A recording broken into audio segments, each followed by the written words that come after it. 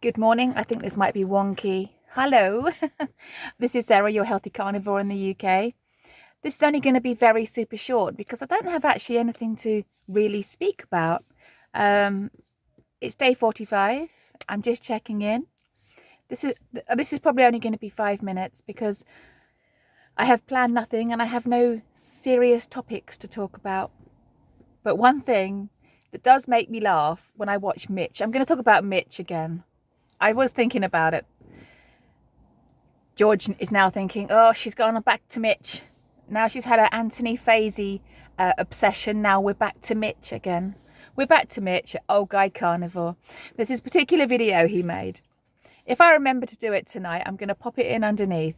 He talks about variety on Carnivore. He's walking along a lovely, gorgeous beach, watching the sunrise and talking about variety. But there's one line that makes me laugh, and I'm so glad it makes me laugh, and I think it can only make you laugh if you're in the zone. If you're not in the zone, if you are in a cloud of carbs and sugar and seed oils and rubbish and you can't get out of it, that line won't make you laugh. It will probably make you cry. But if you're in the zone and you've got past 30 days and you are in a real carnivorous kind of zone, it just makes me giggle. And he says, it's a video about variety, and he goes, people say to me, how the hell am I supposed to live? Oh God, it's a terrible accent, isn't it? I'll probably just do it in English. How the hell am I going to live? How the hell am I going to live without variety? And it makes me giggle because the way he says it, this is going to sound judgmental now. It really isn't. You know, when I'm judging now, I really am judging my former self on carbs.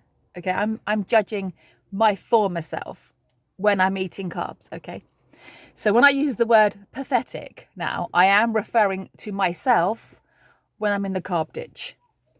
It's like, how the hell am I supposed to exist without variety in my life? How am I supposed to live? And it makes me laugh now. And I'm glad it's making me laugh because it means I'm now in that place where it's completely fine and normal to just be eating meat. It's completely fine and acceptable. Do you know what I mean? Hopefully you know what I mean. If you are someone who's watching this, who's in the carb ditch at the moment and trying to be dragged out of it, I can tell you, I was only there 46 days ago. I know what it's like. I know what it's like when you've got this variety all around you. You're in the brain fog. You can't see out. And you think that getting yourself into carnivore is going to be this terrible, terrible task and terrible journey. And then when you come out the other side of the 30 days, you're looking back at your former self thinking, wow, I was so pathetic. No, I'm not saying anyone else is pathetic, only myself. And he says, how the hell am I supposed to live without variety in my life? Just referring to people that, you know, people hear about carnivore and they have a lot of things they're scared of. 1, am I going to get a heart attack? 2, am I going to have no social life? 3, you know, lots of different things. But one of the main things is, how the hell am I going to live without all my favorite foods? How the hell am I going to exist? And I just wanted to say I'm now at the point where it makes me giggle to hear that. And I think that's a good thing. Watch that video. Just type in Old Guy Carnivore and variety, and I'll try and remember to pop the link underneath. And if, when you hear that line, it makes you kind of giggle a little bit, it means you're in the carnivore zone.